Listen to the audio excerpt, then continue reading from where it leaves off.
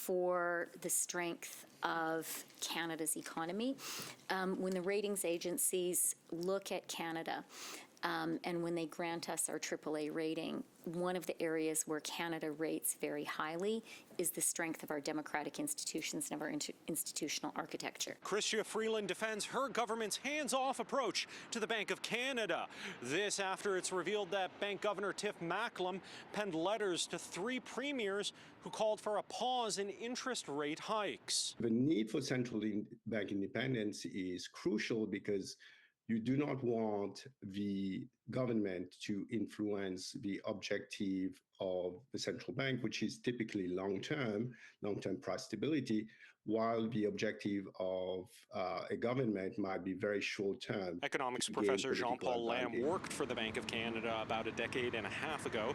He says when politicians meddle with central banks, the results can be catastrophic, something backed up by decades of study and real-world examples. Turkey is the latest example where the Erdogan government has tried to influence at least or influence the central bank in its decision making, and what we're seeing there is high double-digit inflation.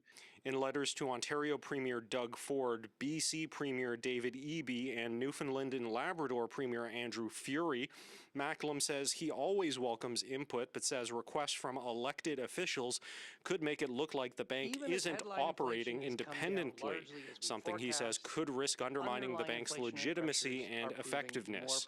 I think, first of all, the premiers are entitled to their opinion, but I think the governor is right on this. When it comes to central bank independence and the conduct of monetary policy, credibility is such an important factor. The Bank of Canada releases its October interest rate policy on Wednesday. What's less clear is when the fall federal economic statement will be.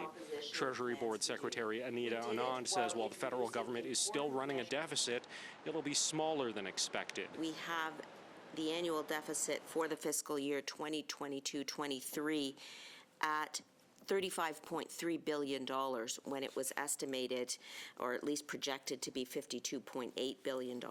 In Ottawa, Xiaoli Li, City News.